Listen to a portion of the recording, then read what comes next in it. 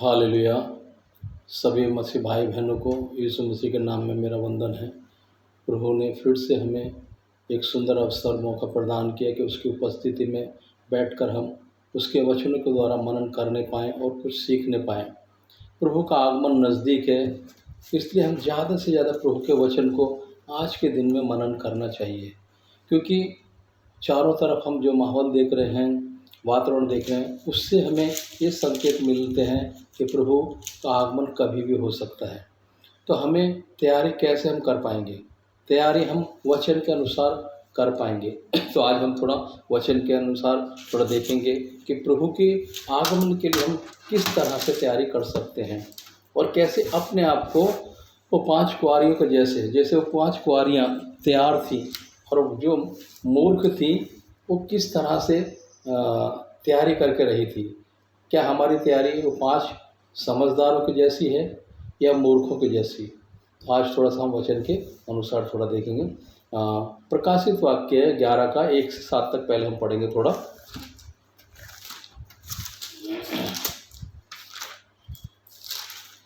Hallelujah.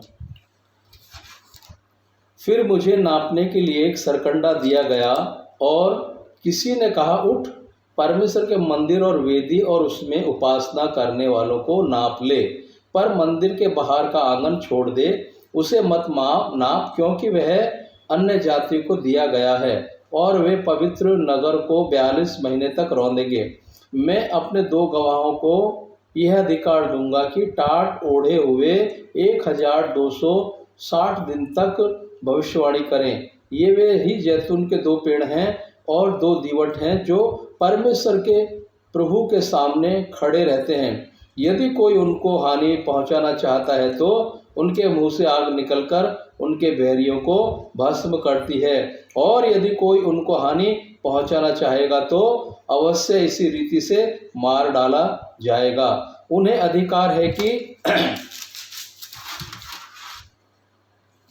है कि आकाश को बंद करें कि उनकी भविष्यवाणी के दिनों में महीना भर से, और उन्हें सब पानी पर अधिकार है कि वे उसे लहू बनाएं, और जब जब चाहे तब तब पृथ्वी पर हर प्रकार की विपत्तियां लाएं।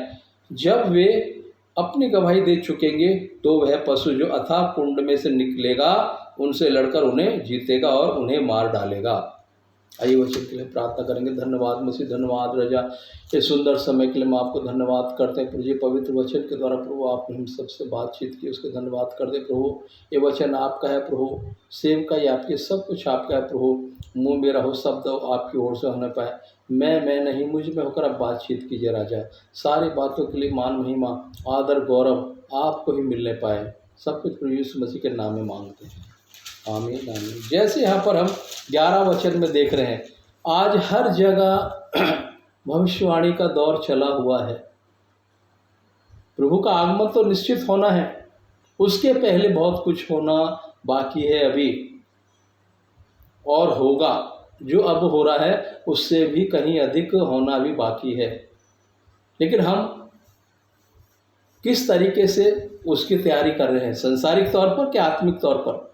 संसारिक तौर पर तो हम तैयारी बहुत कर रहे हैं, मोर्चा निकाल रहे हैं, सब निकाल रहे हैं, लेकिन आत्मिक तौर पर हम क्या कर रहे हैं? आत्मिक तौर पर हमारी तैयारी है तो ही जब यीशु मसीह आएगा तो हम जा पाएंगे। संसारिक तौर पर हम जो ये तैयारी कर रहे हैं तो ये तैयारी हमको परमेश्वर के पास नहीं लेकर जाएगी, हमें यहीं उसका प्रतिफल मिल जाएगा। लेकिन हमारी तैयारी किस लिए होनी चाहिए? जब यीशु मसीह आए तो हम उसके साथ बादलों पे जाएं। इसीलिए तो हमने यीशु मसीह को अपना उद्धारकर्ता माना है। जो जिस तरह की आज हम तैयारी में लगे हुए हैं वो तैयारी ठीक है, हमको यहाँ पर वो सब चीज़ों के हमको सुविधा मिल जाएगी, सहूलियत मिल जाएगी। लेकिन जब प्रभु का आगमन होगा, वो आगमन में जाने के लिए ये तैयारी काफ़ी नहीं है। तैयारी हमारी कैसी होनी चाहिए? जैसे यहाँ पर, फिर मुझे नापने के लिए एक सरकंडा दिया गया और किसी ने कहा, उठ, परमेश्वर के मंदिर और वेदी और उसमें उपासना करने वालों को माप। आज प्रभु सबको माप रहा है, मापने का समय आ गया है। परमेश्वर हर एक के काम को आज मापेगा और माप रहा है। भूसी को अलग करेगा गेहूं को दाने को अपने खत्ते में रखेगा। अब ये जो सब समय चल रहा है, परमेश्वर के दासों को, विश्वासियों को मापने का समय है। क्या लिखा है वचन में?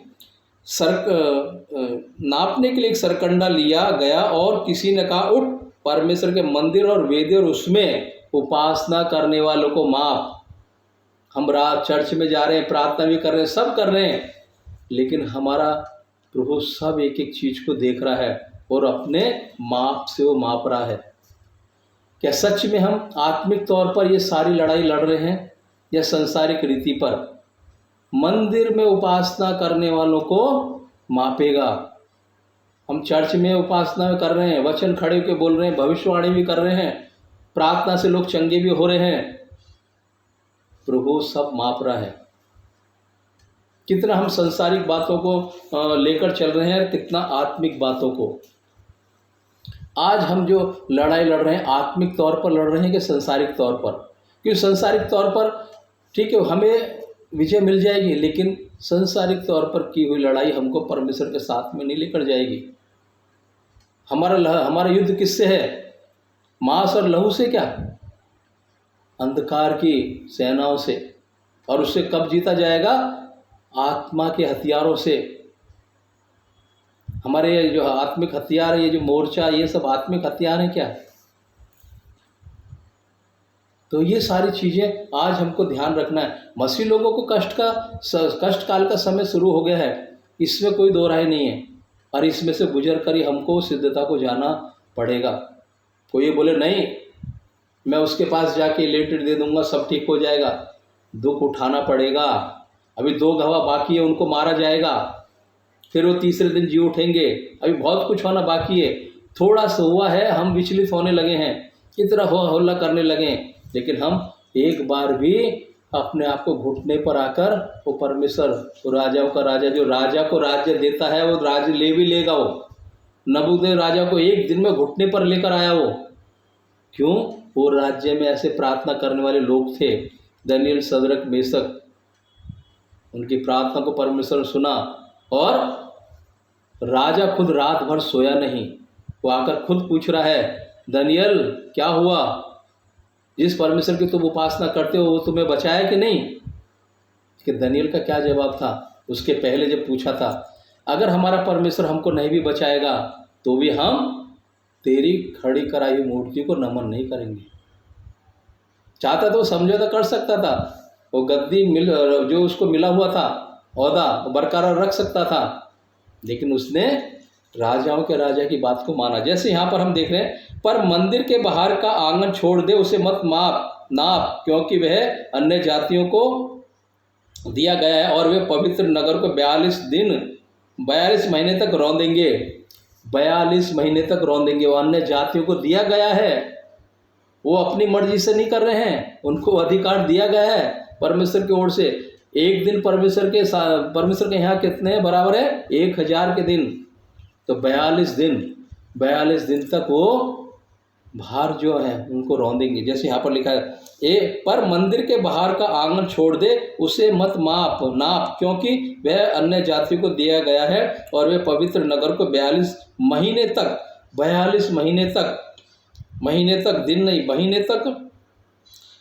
महीने तक रौंदेंगे। मैं अपने 2 गवाहों को यह अधिकार दूंगा कि टाट ओढ़े हुए 1260 दिन तक भविष्यवाणी करें। वो गवाह कौन है? वो भविष्यवाणी करेंगे, सब करेंगे, लेकिन ये लोग उनको भी मार देंगे। लेकिन हम अभी थोड़ा थोड़ा शुरू हुआ है, और वो भी हमारी गलतियों की वजह से। लेकिन आज हमें सोचना है, वचन के अनुसार हम चल रहे हैं क्या? वचन के आधार पर हम काम करें तो प्रभु आत्मा वहाँ काम करेगा। ये तो अधिकार परमेश्वर ने दिया है उनको रौंदने के लिए। वो हमको, हम एक विश्वासी को कोई एक ऐसे टच भी नहीं कर सकता है। प्रभु ने अधिकार दिया है। वचन हम दूसरा प्रकाशित 11:2 में हम पढ़ के देख सकते हैं। 42 दिन तक उनको अधिकार दिया है कि वो रौंदेंगे परमेश्वर के लोगों को, उनको अधिकार मिला हुआ है। आगे का 3 वचन, मैं अपने 2 गवाहों को अधिकार दूंगा कि टाट ओढ़े हुए 1260 दिन तक भविष्यवाणी करें। ये वे ही जैतून के पेड़ 2 पेड़ हैं और 2 दीवट हैं जो परमेश्वर के प्रभु के सामने खड़े रहते हैं। यदि कोई उनको हानि पहुंचाना चाहे तो उनके मुंह से आग निकलकर उन्हें उनके बैरियों को भस्म करती है, और यदि कोई उनको हानि पहुंचाना चाहेगा तो अवश्य इसी रीति से मार डाला जाएगा। अगर कोई उनको हानि पहुंचाना चाहे तो अवश्य इस रीति से मार डालेगा, लेकिन उसके पहले उनको सताव से गुजरना पड़ेगा। वो लोग उनको मारेंगे। ये 2 लोग कौन हैं? वचन में हमने पढ़ा है, आगे देखते हैं हम। मार डालेंगे। उन्हें अधिकार है कि आकाश को बंद करें कि उनकी भविष्यवाणी के दिनों में मेंह न बरसे, और उन्हें सब पानी पर अधिकार है कि उसे लहू बनाए, और जब जब चाहे तब तब पृथ्वी पर हर प्रकार की विपत्ति लाए। जब वे गवाह अपनी गवाही दे चुकेंगे तो वह पशु जो अथाह कुंड में से निकलेगा उनसे लड़कर उन्हें जीतेगा और उन्हें मार डालेगा। ये 2 गवाह कौन हैं? लहू किसके द्वारा बनाया गया? पानी लहू। मूसा। आग किसके द्वारा बरसी? मेघ नहीं बरसा 3.5 साल तक। एलिया। ये 2 गवाह हैं। ये आएंगे, भविष्यवाणी करेंगे, इनको भी मार डालेंगे। तो अभी तो बहुत कुछ होना बाकी है, लेकिन हम सब संसारिक रीति पर हमने कराना शुरू कर दिया। उसका प्रतिफल हमको यहीं मिल जाएगा, लेकिन वहाँ पर नहीं मिलेगा। वहाँ की तैयारी हमारी क्या है? हमारी तैयारी हमें एक आशा है ना, परमेश्वर आएगा उसके हम साथ जाएंगे। तो ये सब करने से हम साथ जाएंगे क्या? प्रभु ने कहा ये भी करते रहते तुम, वो भी करते रहते, वो भी मत छोड़ते। लेकिन हमने तो सब वो तो छोड़ दिया जो आत्मिक रीति पर हमें करना है, लेकिन संसारिक रीति पर हम 90% सब करना शुरू कर दिए। 10% सिर्फ हम चर्च में जा रहे हैं, प्रार्थना कर रहे हैं, बस उतना ही। ये संसारिक तौर पर हमने सब अडॉप्ट कर लिया है। जब वे अपनी गवाही दे चुकेंगे तो वह पशु जो अथाह कुंड में से निकलेगा उनसे लड़कर उन्हें जीतेगा और वे उन्हें मार डालेंगे। उनके सब उस बड़े नगर के चौड़े चौक में पड़े रहेंगे जो आत्मिक रूप से सदम और मिस्र कहलाता है, जहाँ उनका प्रभु भी क्रूस पर चढ़ाया गया था। सब लोगों और कुलों और भाषाओं और जातियों के लोग उनके शवों को 3.5 दिन तक देखते रहेंगे और उनके शवों को कब्र में रखने ना देंगे। उनके आज भी मसीह लोग बहुत सी जगहों में मर गए हैं, लेकिन उनको दफनाने भी नहीं दिया गया है। ये हो रहा है सब, और ये पहले से बाइबल में लिखा है। उन 2 गवाहों के शवों को वो दफनाने भी नहीं देंगे, कब्र में रखने में। पृथ्वी के रहने वाले उनके मरने से आनंदित और मग्न होंगे और एक दूसरे के पास भेंट भेजेंगे, क्योंकि इन दोनों भविष्यवक्ताओं ने पृथ्वी के रहने वालों को सताया था। परंतु 3.5 दिन के बाद परमेश्वर की ओर से जीवन का श्वास उनमें बैठ गया और वे अपने पांवों के बल खड़े हो गए और उनके देखने वालों पर बड़ा भय छा गया। 3.5 दिन के बाद ये दोनों गवाह जी उठे। पूरा हम अध्याय पढ़ेंगे तो हमको समझ में आएगा। तो हम कैसे बोल सकते हैं कि बस सताव इतना ही है? सताव इससे बढ़कर होने वाला है। अभी वो 2 गवाह आने वाले हैं, वो 2 गवाहों को सताएंगे, मारेंगे 42 महीने तक।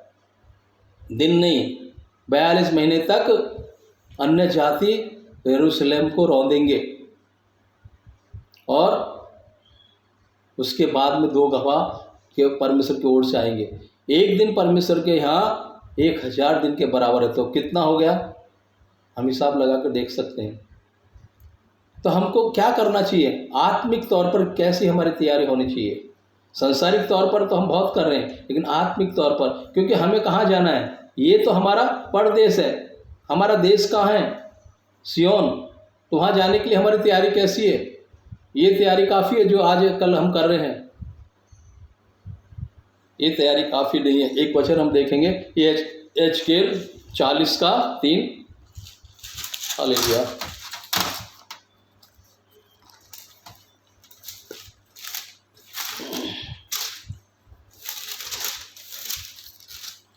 स्तोत्रम।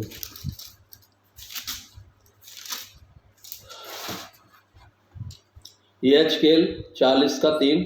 जब वह मुझे वहाँ ले गया तो मैंने क्या देखा कि पीतल के समान और हाथ में सन का फीता और मापने का बांस लिए हुए एक पुरुष फाटक में खड़ा है।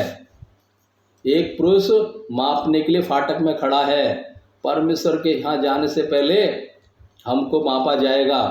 जब हम खरे उतरेंगे उसके माप में, जब हमको अंदर एंट्री मिलेगी।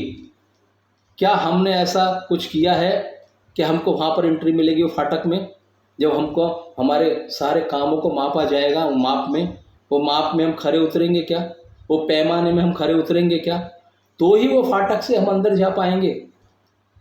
वो तैयारी हमने कर ली क्या, या वो तैयारी हम कर रहे हैं क्या? लेकिन हम तो तैयारी कर तो रहे हैं, लेकिन संसारिक तौर पर। ठीक है, वो भी तैयारी हमें करना है, लेकिन आत्मिक तौर पर प्रथम हमारा आवश्यकता आत्मिक तौर पर हमें तैयारी होना है। हर कलीसिया में ये सारी बातों का आह्वान परमेश्वर के दासों को करना है। ठीक है, संसारिक तौर पर हम कर रहे हैं वो अलग है, लेकिन कलीसियाओं में भी हमें आत्मिक तौर पर तैयारी करना है कि जब यीशु मसीह का आगमन हो तो उसमें हम जा पाएँ। नहीं गए तो हमारा विश्वास में रह के फ़ायदा क्या? ऐसे फिर तो जैसे और लोग हैं वैसे ही हमारा जीवन है। अगर प्रभु आया और हम नहीं गए तो हमारा पूरा जीवन, हमने जो सेवकाई की, जो वचन लोगों को बांटा, वो तो व्यर्थ हो गया अगर परमेश्वर के साथ हम नहीं गए थे। क्योंकि प्रभु का आगमन कभी भी होगा, नज़दीकी है। प्रभु ने कहा मैं द्वार पर खटखटा रहा हूँ, जो मेरे लिए खोलेगा मैं उसके साथ बैठकर भोजन करूँगा। प्रभु खटखटा रहा है, वचन के द्वारा बार बार दासों के द्वारा बता रहा है। कोई दास इन सब चीज़ों को गोल गोल घुमा के क्लियर नहीं लोगों को बता रहे हैं, लेकिन हमको वचन पढ़ना है। वचन हमको कभी कोई बात छुपाएगा नहीं, क्लियर वचन हमको बताएगा। प्रभु ने कोई बात छुपा के नहीं रखी है, सब इसमें खोल के रख दिए हैं, लेकिन हमको पढ़ने की ज़हमत करनी पड़ेगी, उसको समझने की ज़हमत करनी पड़ेगी। और वो कब होगा? जब पवित्र आत्मा हमारी अगुवाई मार्गदर्शन करेगा। एक वचन और हम देखेंगे, लूका 21:24। हालेलुया।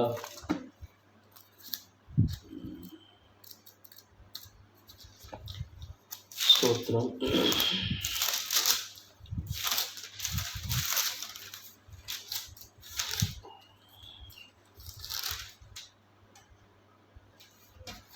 वे तलवार के कौर हो जाएंगे और सब देशों के लोगों में बंदी होकर पहुंचाए जाएंगे, और जब तक अन्य जातियों का समय पूरा ना हो तब तक यरूशलेम अन्य जातियों से रौंदा जाएगा।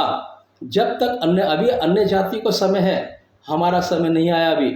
जब तक अन्य जातियों का समय पूरा ना हो जाए तब तक यरूशलेम अन्य जातियों से रौंदा जाएगा। जब तक उनका समय, अभी उनका समय चल रहा है, हमारे प्रभु का अभी आगमन होना बाकी है।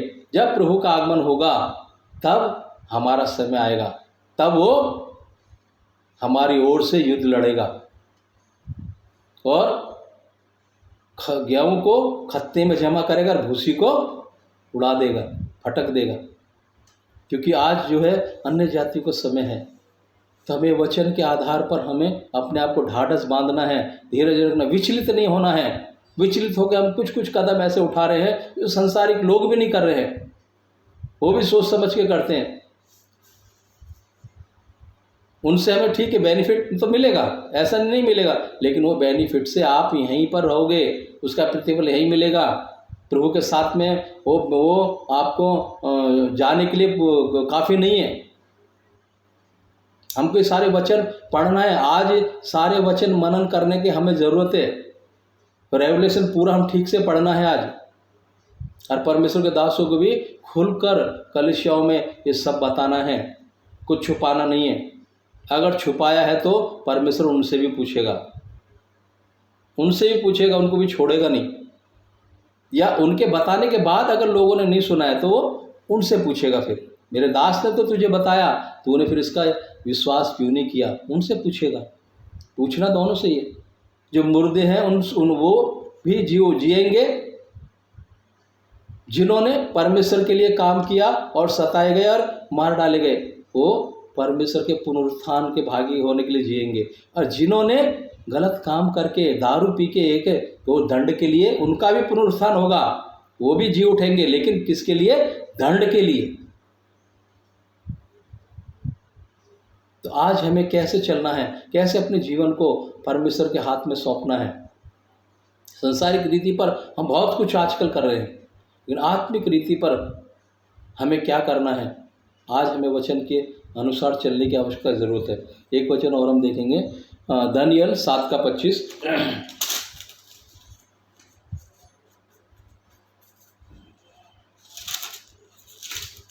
हालेलुया।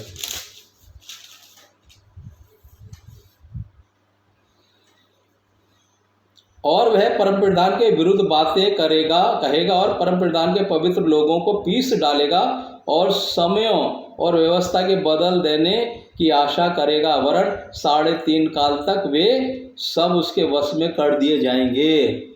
वो अच्छे अच्छे लोगों को भरमाएगा, जैसे यहाँ पर लिखा है, और वह परम प्रधान के विरुद्ध बातें कहेगा और परम प्रधान के पवित्र लोगों को पीस डालेगा और समयों को बदल देगा। आज आपने देखा है क्या क्या चीज़ हो रही है, नाम बदले जा रहे हैं, सब कुछ बदला जा रहा है। ये कोई नया नहीं है, बाइबल इसके बारे में पहले से ही हमको सतर्क सावधान कर चुकी है।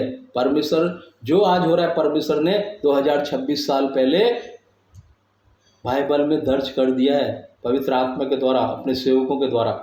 तो कुछ नया नहीं है, ये सब होना है। और वह परम प्रधान के विरुद्ध बातें कहेगा और परम प्रधान के पवित्र लोगों को पीस डालेगा और समय और व्यवस्था के बदल देने की आशा करेगा, वरन 3.5 काल तक वे सब उसके वश में कर दिए जाएंगे। 3.5 वर्ष नहीं, दिन नहीं, काल तक, 3.5 काल तक उसके ही वश में कर दिए जाएंगे। वो ही हम पे अधिकार करेगा। ये सब होना भी बाकी है, ये शुरुआत है, लेकिन हम शुरुआत में ही बहुत कुछ ऐसे कदम उठाने शुरू कर दिए हैं जो कि यहाँ तो हमको उनका प्रतिफल मिलेगा, जरूर मिलेगा, लेकिन स्वर्ग में जाने के लिए जो परमेश्वर ने कहा है मैं जाता हूँ और तुम्हारे लिए घर तैयार करता हूँ, वो घर में हमें प्रवेश मिलेगा, वो फाटक में हमें घुसने का प्रवेश मिलेगा। वहाँ पर स्वर्गदूत माप लेके खड़ा होगा, माप की डोरी लेके खड़ा होगा, आपके सारे कामों को मापेगा, आपने क्या क्या किया है, कैसे कैसे वचन आपने बताए हैं, पूरी तौर से लोगों को सचेत किया है कि नहीं, आगाह किया है कि नहीं, या इसलिए अगर मैं कड़क वचन बोलूँगा तो कलीसिया में लोग आना बंद कर देंगे।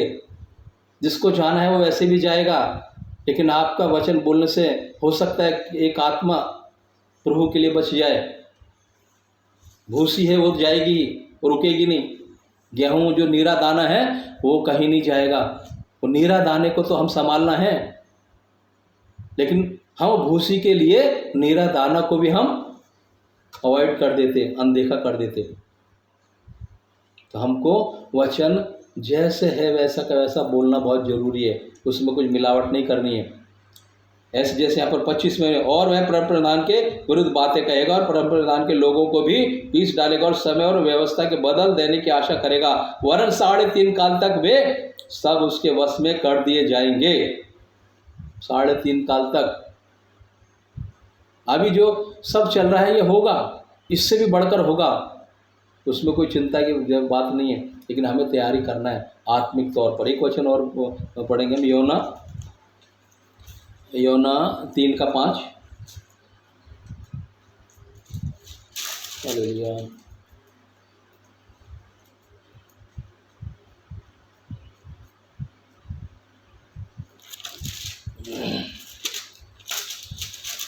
ओ पिता,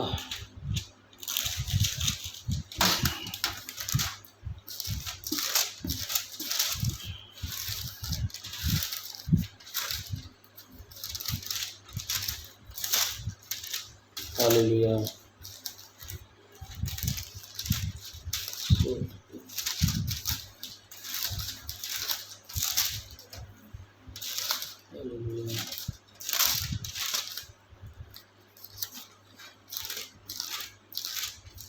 योना 3:5 थोड़ा हम देखेंगे। तब निनवे के मनुष्यों ने परमेश्वर के वचन की प्रतीति की और उपवास का प्रचार किया गया और बड़े से लेकर छोटे तक सबों ने टाट ओढ़ा। निन्वे को प्रभु ने नाश करने का ठान लिया था, क्योंकि वहाँ पर बहुत कुछ हो रहा था। लेकिन अपने दास योना को वहाँ भेजा, वो भी जाने के लिए कतराया, लेकिन प्रभु की आज्ञा हो गई है तो जाना पड़ेगा ही। निन्वे जाने को बोला, तर्तीस गया, लेकिन वहाँ गया, पहुँच पाया क्या? सीधा वो वहीं गया जहाँ पर परमेश्वर उसको चाहता था। आज भी हमें निन्वे के जैसा करना है। आज हमें संकट आ रहा है, तकलीफ आ रही है, लेकिन हम क्या कर रहे हैं? हम दूसरे रास्ता अपना रहे हैं। निन्वे के जैसा राजा भी गद्दी से उतरकर टाट ओढ़कर राख मलकर बैठ गया। पशु पक्षी सब ने उपास पकड़ा। निन्वे को नाश होने से प्रभु ने अपना मन फेर लिया, उसको नाश नहीं किया। इसलिए योना वहाँ पर जाने के लिए कतराता था कि परमेश्वर दयालु है, उन निन्वे को नाश नहीं करेगा। लेकिन प्रभु का काम है, प्रभु अपनी मर्जी से करेगा, हमारी मर्जी से नहीं। तब निन्वे के मनुष्यों ने परमेश्वर के वचन की प्रीति की और उपवास का प्रचार किया गया, और बड़े से लेकर छोटे तक सबों ने टाट ओढ़ा। तब यह समाचार निन्वे के राजा के कान में पहुंचा, और उसने सिंहासन पर से उठकर अपने राजकीय वस्त्र उतारकर टाट ओढ़ लिया और राख पर बैठ गया। खुद राजा जब बैठेगा तो प्रजा को बैठना ही पड़ेगा। नबूदेव राजा घास खाया, प्रभु ने उसकी हालत ऐसी कर दी। प्रार्थना का ऐसा पावर है। निन्वे के राजा को गद्दी से उतारकर टाट तोड़कर बैठने पे मजबूर कर दिया। आज परिस्थिति वही है, हमको ज़्यादा से ज़्यादा उपवास प्रार्थना करना है। निन्वे का शहर पूरा हिल गया। एस्तेर रानी ने उपवास प्रार्थना रखी, पूरा नगर हिल गया। हम देखते हैं जब जब उपवास प्रार्थना के साथ बैठे हैं, पतरस के लिए उपवास के साथ बैठे थे, बंदी गृह के ताले खुल गए, नींव हिल गई। पौलुस बंदी गृह में प्रार्थना कर रहा था, बंदी गृह की नींव हिल गई, जंजीरों के साकल थे टूट गई। तो हमें आज ये सब करने की ज़रूरत है।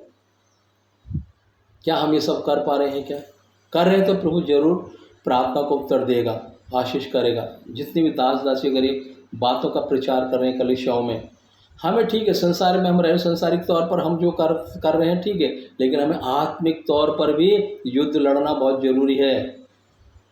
वही हमको परमेश्वर के नज़दीक लेकर जाएगा।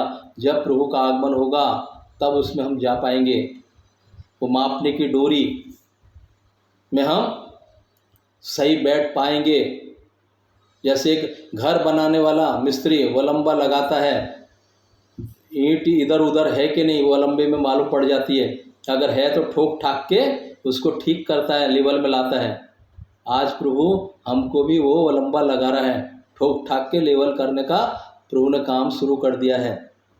तो आज हमें वो लंबे में आकर परमेश्वर की उपस्थिति में रहकर और अपने आप को दीन नम्र करके, जैसे निन्वे के राजा ने राज के वस्त्र उतार कर सिंहासन छोड़कर राख पर बैठ गया और उपासना की, और वो सारा शहर बचाया गया। आज भी प्रभु हमारा जीवित है, आज भी वो सब काम करता है और करेगा। हमें विश्वास है तो हम ये सारी बातों को मनन करना है और अपने अपने कलीसिया में ये सारी बातों का प्रचार करना है। हे प्रभु, इन वचनों के द्वारा आप सभी को आशीष करें।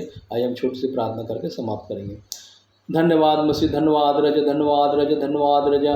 राजाओं के राजा, प्रभुओं के प्रभु, सुंदर समय के लिए हम आपको धन्यवाद करते हैं। प्रभु, आपने सुंदर वचन के द्वारा आपने मुझसे और सभी भाई बहनों से आज देशों से बातचीत की। प्रभु जी, पवित्र शास्त्र के द्वारा प्रभु आपने हमें प्रभु सिखाया, समझाया, उसके लिए धन्यवाद करते हैं। प्रभु जी, जितने लोग वचन सुने प्रभु, उन सबों के मनों में आप कार्य करना प्रभु जी, उन सभी को जीवन को बदलना प्रभु जी। हमारा आत्मिक युद्ध प्रभु जी, ओ पिता, हालेलुया, मांस लहू से नहीं है प्रभु जी, ओ पिता, अंधकार की सेनाओं से प्रभु, ओ पिता, आत्मिक युद्ध लड़ने के लिए प्रभु आप हमें हथियार दीजिए प्रभु जी। ओ हथियार प्रभु जी, वाले प्रार्थना का हथियार प्रभु जी, ओ समर्पण का हथियार प्रभु जी, दीनता का हथियार, नम्रता का हथियार प्रभु जी, आज्ञाकारिता का हथियार प्रभु जी, व्यवस्था से चलने का हथियार प्रभु जी। ओ पिता, हम ये सारी बातों को प्रभु अपने जीवन में लागू करते हुए प्रभु ये आत्मिक युद्ध में प्रभु जी हम उतर नहीं पाए प्रभु। जितने भी दास दासी इस रीति पर प्रभु युद्ध में उतरे हुए हैं उन सबों के लिए हम प्रार्थना विनती करते हैं, उनको आपकी शक्ति आपके बल से भर दीजिए ताकि प्रभु जी वो लोगों के लिए एक मिसाल एक नमूना बनने पाए प्रभु जी। सारी बातों के लिए मान महिमा आदर गौरव आपको ही देते हुए प्रार्थना यीशु नासरी के नाम में मांगते हैं, आमीन आमीन। सभी को जय मसीह की मेरी सभी से विनती है कि ये वीडियो को आप अपने मित्र बंधुओं जो मसीह में हैं उन तक भी पहुंचाइए ताकि उनका भी आत्मिक जीवन बच सके, वो भी प्रभु के प्रेम को जान सके। सभी को जय मसीह की, धन्यवाद।